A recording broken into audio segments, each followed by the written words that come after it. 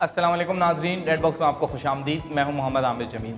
कराची में 2020 में अगस्त में रिकॉर्ड तोड़ बारिशें हुई थी। इन रिकॉर्ड तोड़ बारिशों की वजह से शहर के बारे में बहुत से लोगों ने लिखा था, जिसमें ब्लूमबर्ग एक बहुत बड़ा नाम है। ब्लूमबर्ग एक इंटरनेशनल अखबार है जो कि हर शहर को कवर भी करता है। इसके अलावा इनका मेन साइड बिजनेस पे होती है, लेकिन उस अखबार तक ने इस बारे में लिखा था कि कराची की जो ट्रांसपोर्टेशन का सिस्टम है वो ही मौजूद नहीं है यहाँ पे, यानी पब्लिक ट्रांसपोर्ट ही मौजूद नहीं है। और अगर 100 शहरों की लिस्ट बनाई जाए, दुनिया के 100 शहरों की लिस्ट बनाई जाए जो के सबसे बुरे हैं, तो उन बुरे शहरों के अंदर कराची का अगर नंबर है तो वो 97 है। यानी इतनी बुरी हालत है हमारे इस शहर की। और इस शहर की हालत की बुरी होने की वजह यहाँ की पॉलिटिकल इनस्टेबिलिटी है। अगर आपसे एक इस वक्त जो करंट सिंध हुकूमत है जिस पार्टी की है, वो 2008 से लेकर 2013 तक प्रोविंशियल गवर्नमेंट में भी थी सिंध में, और इसके अलावा फेडरल गवर्नमेंट में भी थी। लेकिन इसके बावजूद उन दिनों में भी शहर में कोई काम नहीं हुआ। इसके बावजूद अगर आप इनसे आज बात करें तो ये पिछले 10 साल के हिसाब में कहते हैं कि हमें इस वक्त फेडरल गवर्नमेंट किसी और की है, इस वजह से हम काम नहीं कर सकते। उस वक्त ये कराची की जो मकामी पार्टी थी उसको ब्लेम करते थे।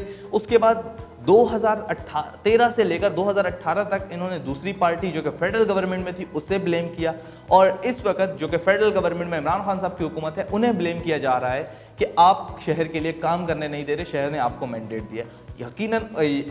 यकीनन उन्हें मैंडेट दिया गया है, लेकिन किसी भी प्रोविंशियल गवर्नमेंट का काम है कि वो शहर को ठीक करे, क्योंकि अगर आप कॉन्स्टिट्यूशन को पढ़ें तो उसके अंदर भी लिखा गया है कि कॉन्स्टिट्यूशन के अंदर जब आपको राइट्स दिए गए हैं तो फिर आप शहर के अंदर डिस्क्रिमिनेशन नहीं कर सकते कि इस शहर ने अगर मुझे वोट नहीं दिया तो मैं यहाँ पे काम नहीं करूँगा। अगर शहर को थोड़ा मजीद समझने के लिए एक्सपेंड करें तो इस वक्त शहर के नालों को समझते हैं कि शहर में पानी का सिस्टम किस तरह से जाता है। इस वक्त शहर के अंदर 2 बड़ी नदियां मौजूद हैं, एक लियारी नदी है और एक मलीर नदी है। इन 2 नदियों के ज़रिए ही पानी पूरे शहर का निकलता है। और इन 2 नदियों में अगर Karachi water and sewerage board के नंबर लें तो तकरीबन 64 बड़े नाले मौजूद हैं, जबकि अगर औरंगी पायलट प्रोजेक्ट का नंबर लें तो तकरीबन 43 नाले 43 नाले मौजूद हैं इस शहर के अंदर। और उन शहर के नालों के अंदर तकरीबन 600 छोटे नाले हैं जिनसे मिलते हैं जाके, और उसके बाद शहर में पानी का जो निकासी आपका सिस्टम है वो वर्क करता है। लेकिन क्या सूरत हाल ऐसी ही है? क्योंकि ये डॉक्यूमेंट में मौजूद है। उसकी वजह यह है कि शहर इस वक्त बहुत बुरी तरह से एक्सपेंड हुआ है, और उसके एक्सपेंड होने की वजह से शहर के अंदर बहुत बुरी हालत है।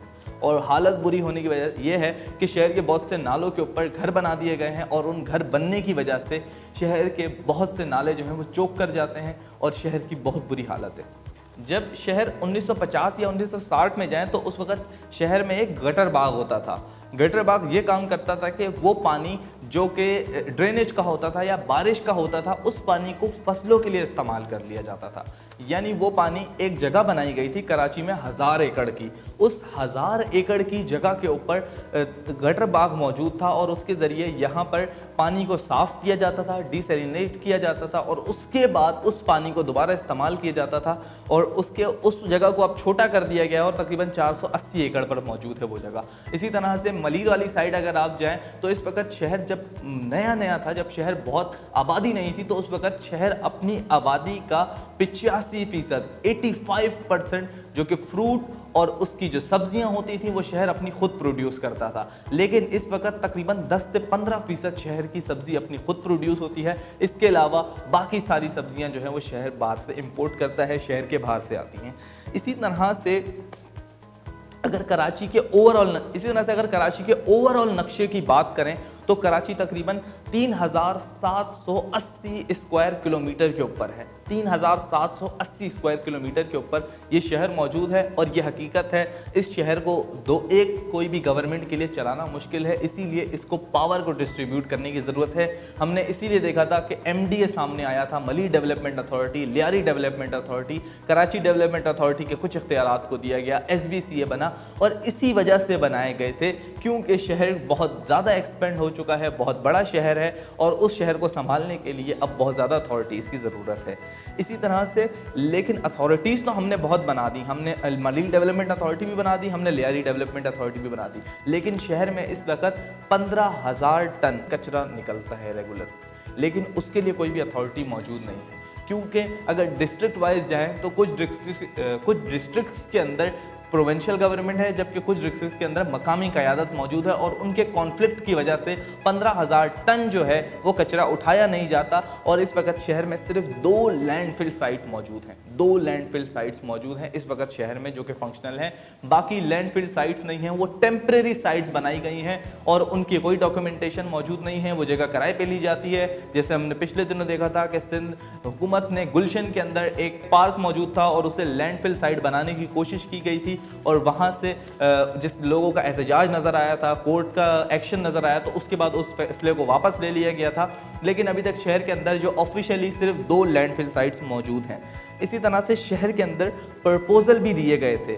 प्रपोजल 2002 में भी दिया गया, प्रपोजल 1975 में भी दिया गया कि शहर एक्सपेंड हो रहा है और उसको एक्सपेंड होने की वजह से अब लैंडफिल साइट्स को बढ़ाना चाहिए ताकि शहर में आसानी पैदा की जा सके। लेकिन लैंडफिल साइट्स को बढ़ाया नहीं गया। लैंडफिल साइट्स वो होती है जहाँ पर शहर का पूरा कचरा जमा करके या फिर किसी एक टाउन का पूरा कचरा जमा किया जाता है एक जगह पर और उस जगह से उठाकर लैंडफिल साइट्स पर पहुंचा दिया जाता है, जहां पर कचरे को देखा जाता है कि कितना रिसाइकिल हो सकता है, कितना नहीं हो सकता। दुनिया में कचरा जो है वो बहुत अच्छा बिजनेस होता है। कचरे से आप बिजली पैदा कर सकते हैं, दुनिया में बहुत अच्छा बिजनेस होता है। लेकिन सिंध गवर्नमेंट या प्रोविंशियल गवर्नमेंट जो हमारी है या फिर लोकल गवर्नमेंट है वो इस चीज़ में कोई इंटरेस्ट नहीं रखती। इसी तरह से KMC को कुछ कंपनीज हैं जो कि रिसाइकलिंग का काम करती हैं, यानी शहर में कचरा पड़ा हुआ है, अगर आपने उठा लिया तो KMC वाले पहुंच जाएंगे कि आपने ये उठाया कैसे, क्योंकि वो खुद नहीं उठाएंगे। लेकिन अगर आपने उठा लिया तो वो पहुंच जाएंगे ये आपने कैसे उठाया। और इसके लिए बहुत सी रिसाइकलिंग कंपनी हैं जो कि KMC को पे करती हैं कि हम यहाँ से कचरा लेके जाएंगे ताकि हम उस रिसाइकिल के ज़रिए बच्चों के खिलौने बनाए जा सकते हैं, मुर्गियों के दाना बनाया जा सकता है। बहुत सी जगह पर जो लैंड कचरा होता है उसको दबाया जाता है और उसके बाद ज़राअत वगैरह के लिए बहुत काम आता है, उन सब कामों के लिए ले जा सकते हैं, लेकिन उसके लिए भी आपको KMC को पे करना पड़ता है। इसी तरह से अगर एक इंटरेस्टिंग बात बताऊं आपको कि सुप्रीम कोर्ट तक की जगह भी इस वक्त एंटी इंक्रोचमेंट में आती है। हालांकि सुप्रीम कोर्ट कराची रजिस्ट्री जो है वो खुद बहुत से फैसले दे चुकी है एंटी इंक्रोचमेंट की, लेकिन सुप्रीम कोर्ट कराची का एक हिस्सा जो है वो खुद नाले के ऊपर बना हुआ है और वो भी एंटी इंक्रोचमेंट के ज़ुमरे में आता है। अगर एंटी इंक्रोचमेंट की ड्राइव चलनी चाहिए तो हज़रत अली का कॉल है कि नेकी की इब्तिदा घर से होती है, तो आप आगाज़ वहाँ से करें। और हमें दीजिए इजाज़त। अल्लाह हाफ़िज़।